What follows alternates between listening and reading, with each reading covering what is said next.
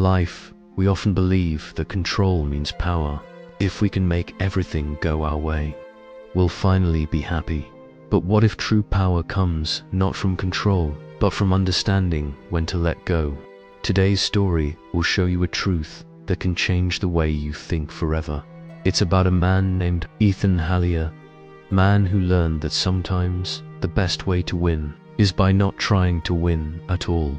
Ethan was a hard-working manager at a small marketing company. He always wanted perfection from himself, from his team, from life. Every morning he came early, made long plans, gave long speeches, and told his team, "We must do better, we must work harder." But despite all his efforts, things just weren't working. His team seemed tired, disconnected, and unmotivated. The harder Ethan pushed, the more they pulled away. He couldn't understand why.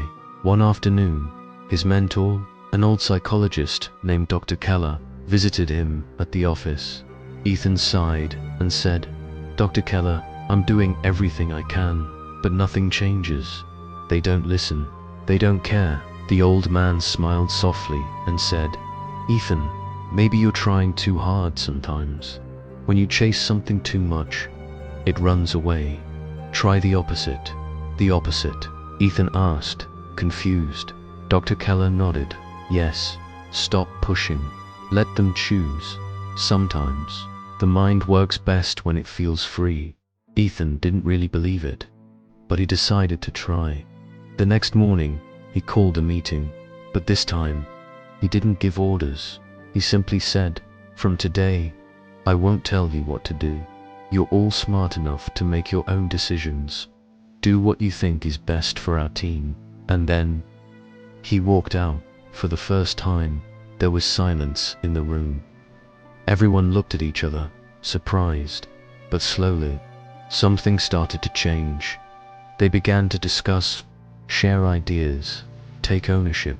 They stayed late, not because they had to, but because they wanted to. By the end of the week, their results doubled. By the end of the month, they achieved more than they had in a year. Ethan was shocked. He didn't push harder, he just stopped pushing. And that's when everything started to work. One evening, Ethan met Dr. Keller again. He said, "I don't understand, sir. How did doing less change so much?" Dr. Keller smiled and said, "That's the power of reverse psychology.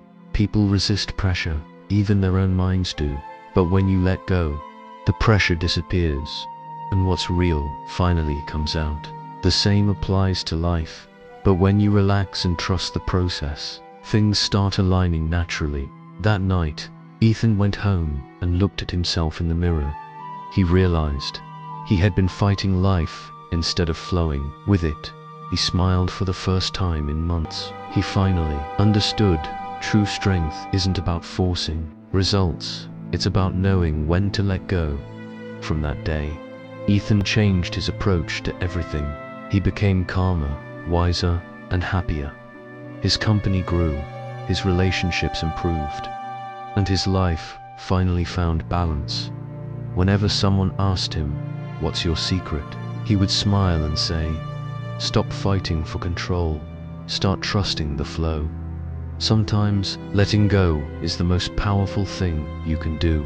Reverse psychology isn't about tricking others. It's about understanding yourself. When you stop trying to control every thought, every outcome, you open the door for peace, clarity, and real success. Because sometimes, the power to move forward begins the moment you stop pushing.